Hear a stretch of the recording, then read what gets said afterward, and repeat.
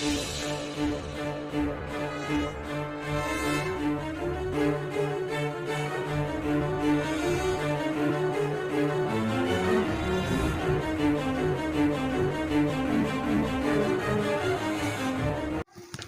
My dear students, welcome back to channel my new video. तो बेटा हम लोग फॉलो कर रहे हैं 45 डे स्ट्रेटजी, जिसमें हम लोग अकाउंट्स, कॉमर्स, इकोनॉमिक्स पूरा का पूरा सिलेबस कंप्लीट करेंगे। जिसमें ऑलरेडी हम लोग कॉमर्स में 4 चैप्टर कंप्लीट कर चुके हैं।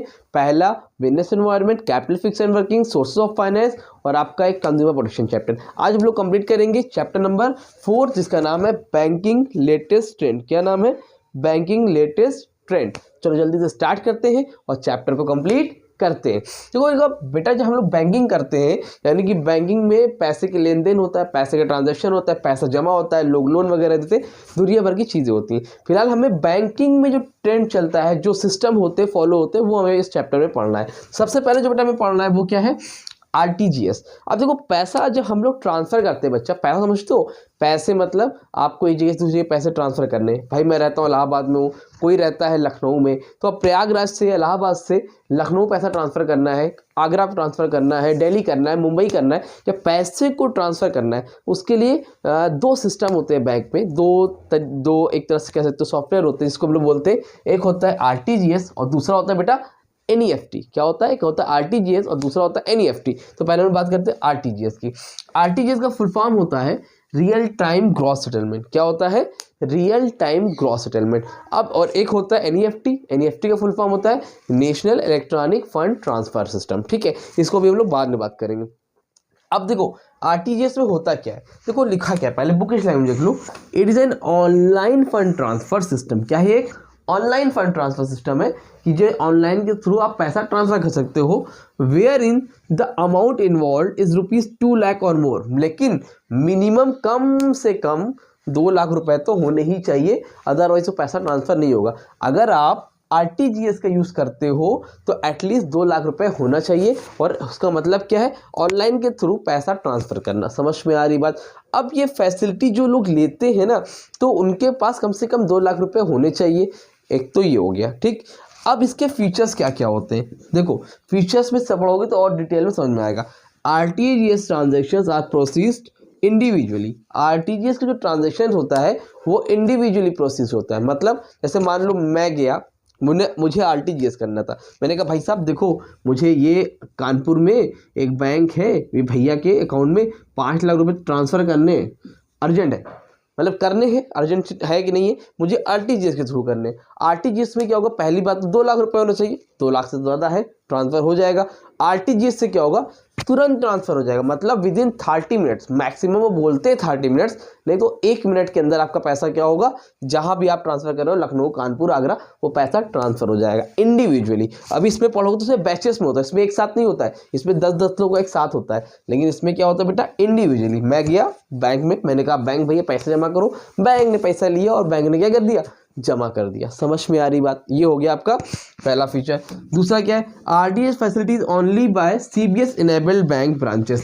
आरटीजीएस फैसिलिटी कहाँ पर अवेलेबल होती है? सिर्फ और सिर्फ सीबीएस इनेबल्ड बैंक में। ठीक है, कोर बैंकिंग सोल्यूशन। अभी जो सीबीएस है ना, अभी आगे एक टॉपिक है सीबीएस, मैं वहाँ पे समझाऊंगा तो आपको समझ में आ जाएगा। फिलहाल आप फीचर में खाली इतना लिख देना यहाँ पर कि जो आरटीजीएस फैसिलिटी सिर्फ और सिर्फ वहाँ अवेलेबल होती है जहाँ पर सीबीएस इनेबल्ड बैंक होते हैं, जहाँ पर जिस बैंक में सीबीएस फैसिलिटी होती है वहाँ पर आरटीजीएस फैसिलिटी होती है। Number 3, the minimum amount of transaction ₹2 lakh. Minimum कितने रुपए होने चाहिए बेटा? 2 लाख रुपीज़ तो होने ही चाहिए।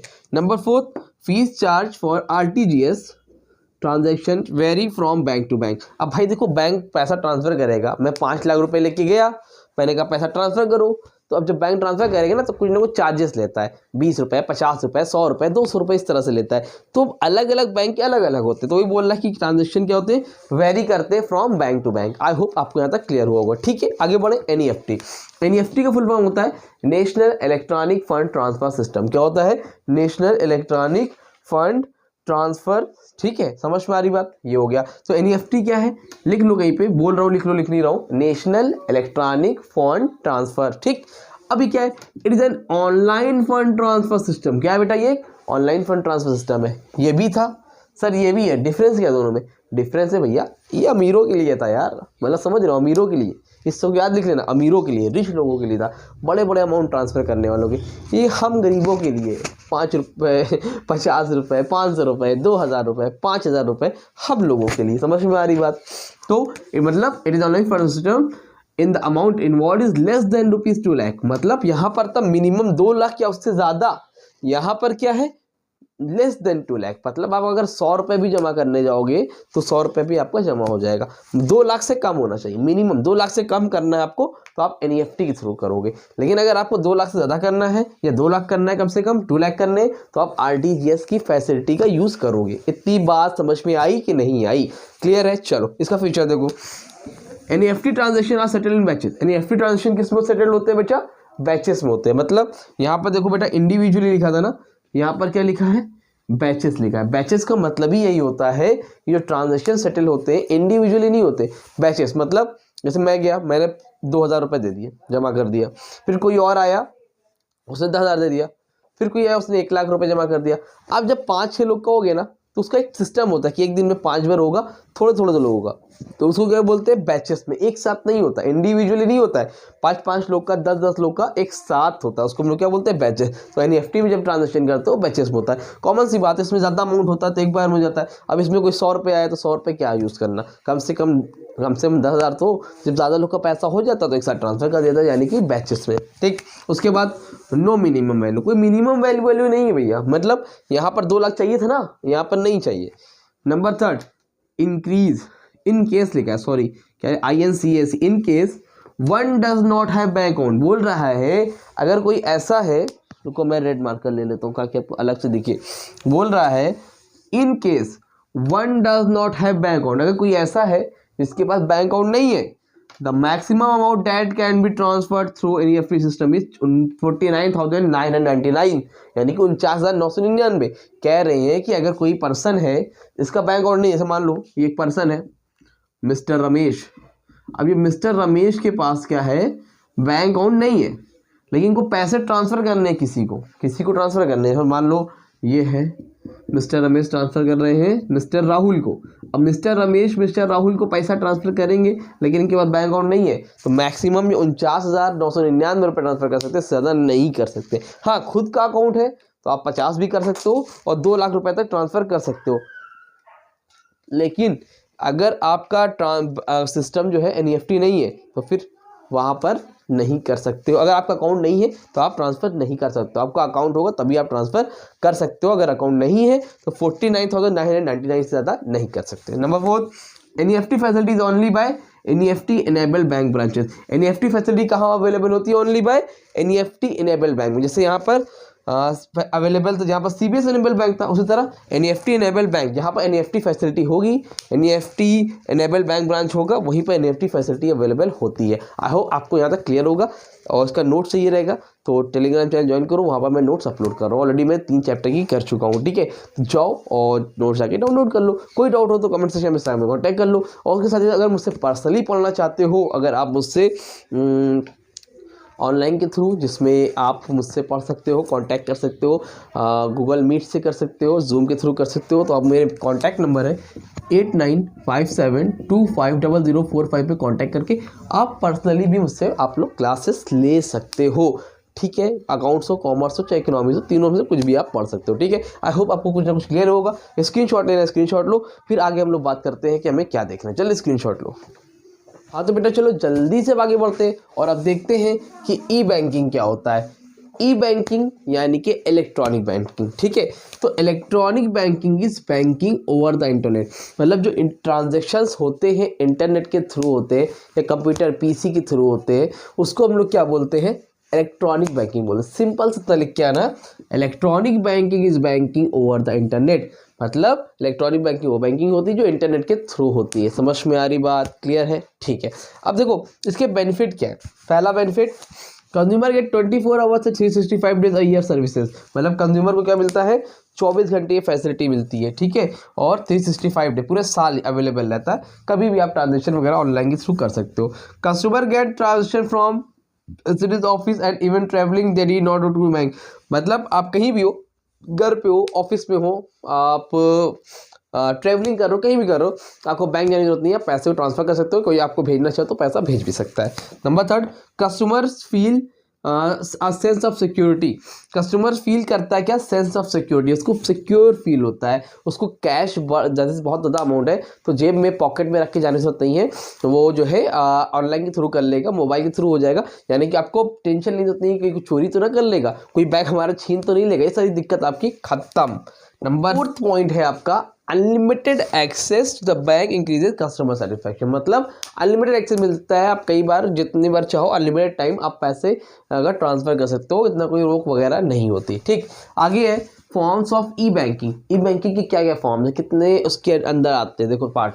नंबर 1 पर बेटा इलेक्ट्रॉनिक फंड ट्रांसफर सिस्टम, इसको मैं रफ कर देता हूँ, कपड़ा का गया, देखो यहाँ पे रफ करता हूँ ताकि समझाने में भी आपको आसानी पड़े। ठीक, यहाँ इसको स्क्रीनशॉट लिया था कि नहीं लिया था, नहीं लिया था तो बैक करके ले लेना, ठीक है भैया, नहीं नोट्स तो आपको मिल ही जाएगा, टेलीग्राम चैनल ज्वाइन कर लो, वहाँ मिल जाएगा। सबसे पहले बेटा EFTS। EFTS का मतलब इलेक्ट्रॉनिक फंड ट्रांसफर सिस्टम। अब ये क्या होता है, देखो इलेक्ट्रॉनिक फंड ट्रांसफर सिस्टम यानी कि EFTS, सबका फुल फॉर्म जरूर से याद कर लेना।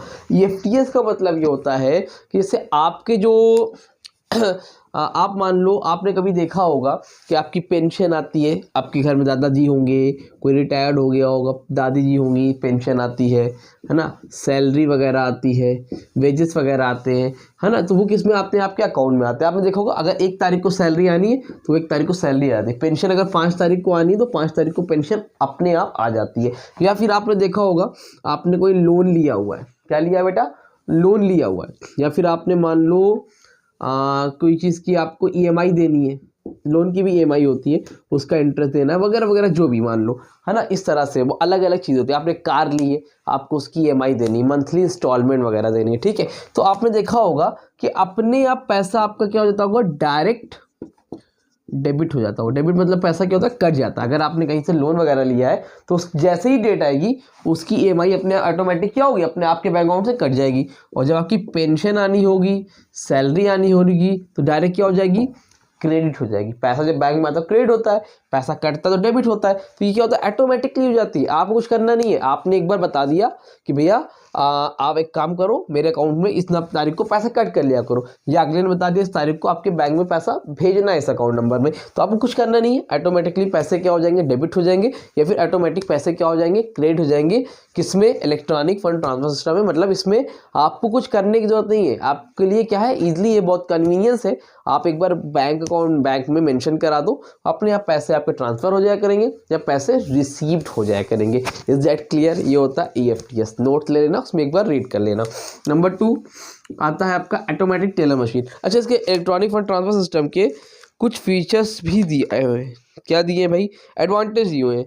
मेरे को पहला एडवांटेज है इसका, ओरल बोलता रहा हूँ, बच्चों वाली चीज़ एकदम, पता नहीं क्यों चैप्टर दिया ही सिलेबस में समझ में नहीं आ रहा है। Number 1, payment are made on due dates. Payment क्या होती है, are made on due dates, जिस तारीख को देना होता है उस तारीख को ड्यू डेट को पेमेंट अपने आप हो जाती है। There is no loss in transit, यहाँ पर कोई लॉस नहीं होता है। No expenses are to made on correspondence, there is no mishandling of cash, transactions are effortless. मतलब यहाँ पर ट्रांजेक्शन करने में कोई एफर्ट नहीं लगता है। No mishandling of cash, cash का कोई कम ज़्यादा नहीं होता है, जितना पैसा कटना उतना कटता है, जितना आना उतना आता है। छोटी सी चीज़ है, अगर इलेक्ट्रॉनिक ये सिस्टम रहेगा तो आपको जाना नहीं पड़ेगा, अपने आप ऑटोमेटिक पैसा कट जाएगा, कुछ फ़ायदे होते हैं। ठीक भाई, इतना ही है। आगे बात करते हैं ATM। ATM का मतलब होता है automatic teller machine.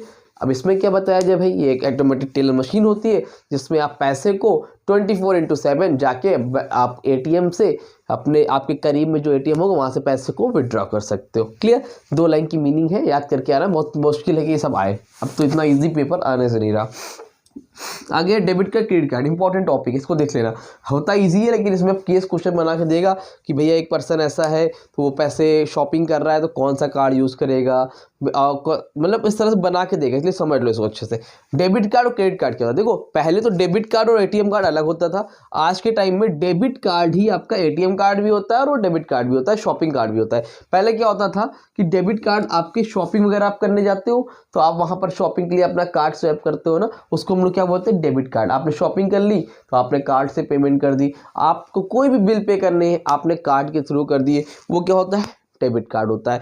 Debit card में होता क्या है, डेबिट कार्ड में आपके पास पैसे अकाउंट में होने चाहिए, पैसे अकाउंट में होने चाहिए।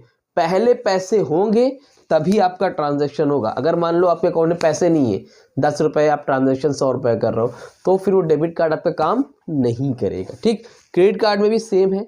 ये आपकी शॉपिंग वगैरह में या कहीं भी आप कोई भी पेमेंट आप करना चाहते हो तो कार्ड के थ्रू कर सकते हो। बट डिफरेंस क्या है दोनों में? मेन डिफरेंस ये है बेटा कि क्रेडिट कार्ड में पैसे आपके पास अकाउंट में नहीं भी होंगे, पैसे अगर आपके अकाउंट में नहीं भी होंगे तो भी पेमेंट हो जाएगी। फिर आपको एक फिक्स पीरियड के बाद, एक टाइम पीरियड के बाद आपको पेमेंट विद इंटरेस्ट देना होता है। इसमें क्या है, पैसे होंगे तो पेमेंट होगी, इसमें पैसे नहीं होंगे तो भी क्या होगा, पेमेंट हो जाएगी।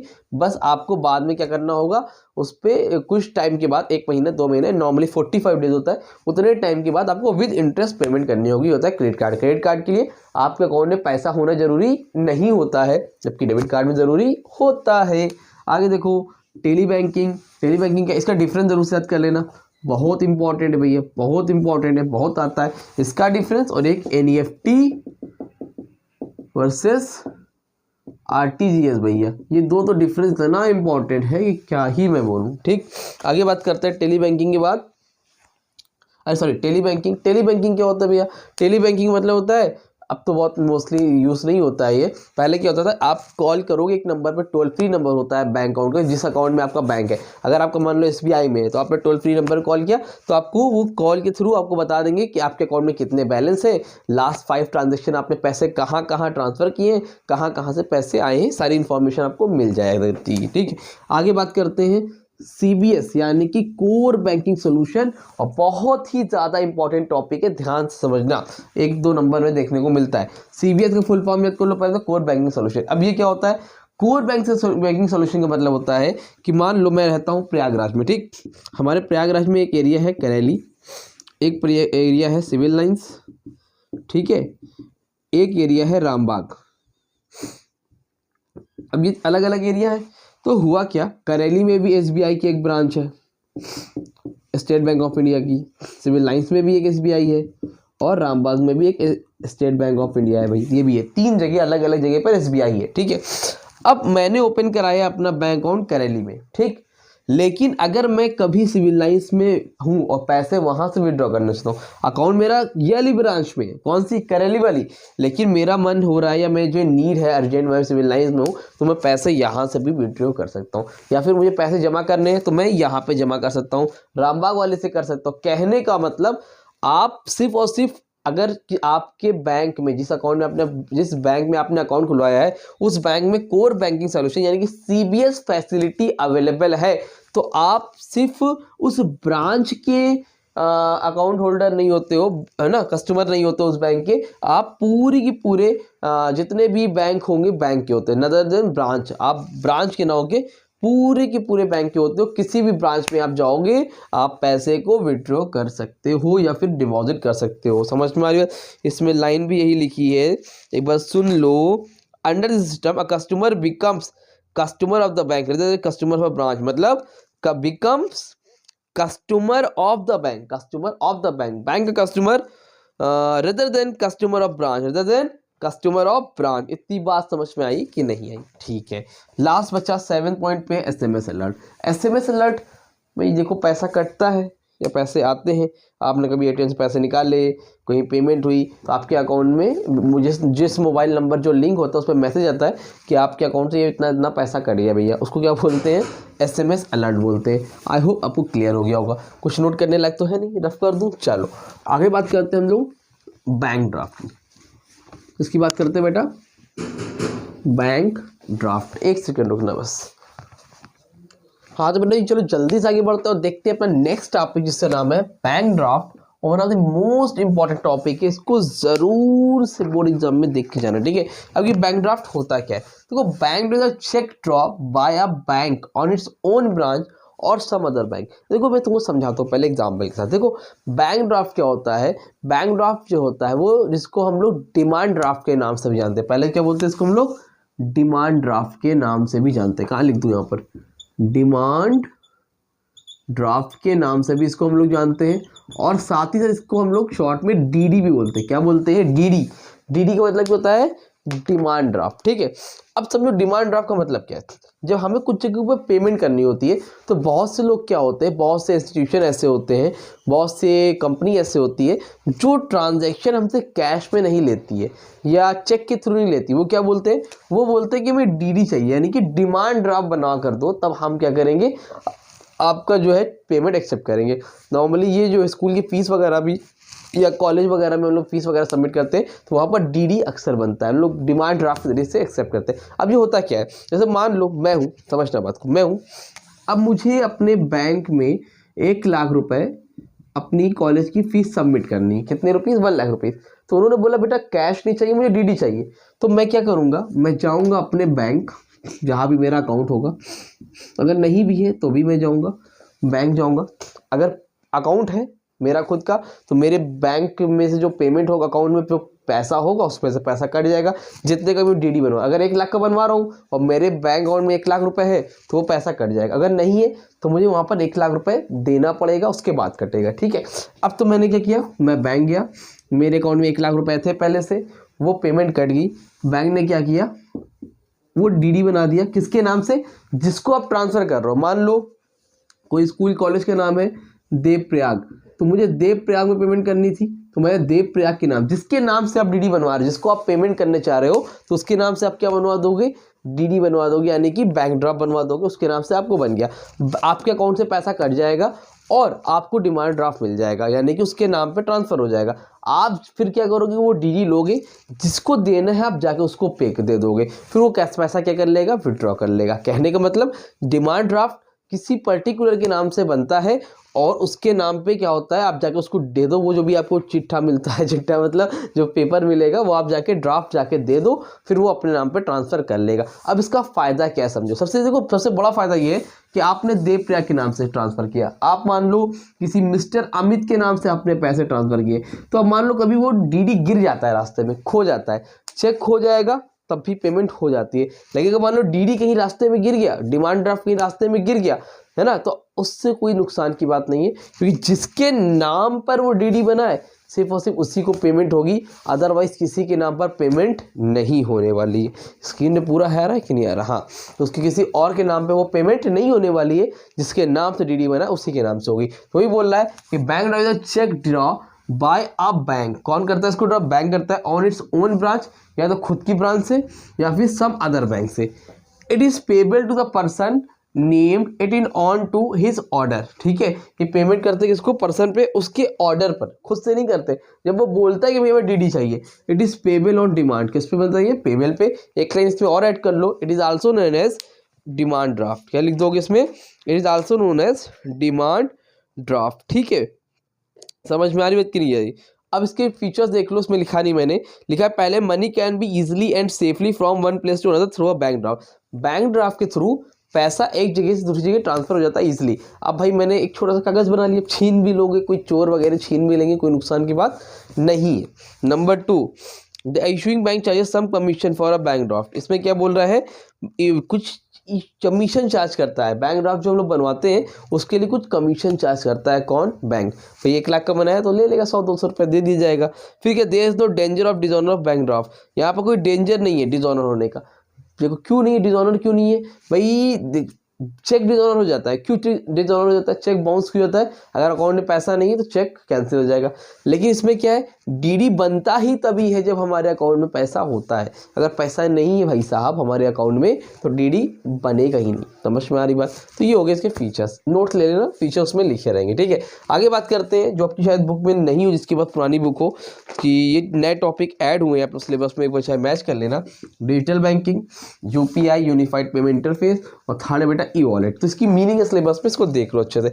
डिजिटल बैंकिंग नॉर्मली वही जो ई बैंकिंग होता है ना, वही डिजिटल बैंकिंग होता है। इंटरनेट के थ्रू जो ट्रांजैक्शंस होते हैं वो सब क्या होते हैं, डिजिटल बैंकिंग के अंदर आते हैं। Digital banking enables customers to manage their financial transaction, access amount, information, चाहे इन्फॉर्मेशन हो चाहे ट्रांजेक्शन हो, and utilise various banking services remotely without physically visit to bank branches. Without physically visit to bank branches, यहाँ पर आपके पैसे के transaction हो जाते हैं, आपको सारी इन्फॉर्मेशन मिल जाती है, सारे एक्सेस मिल जाते हैं।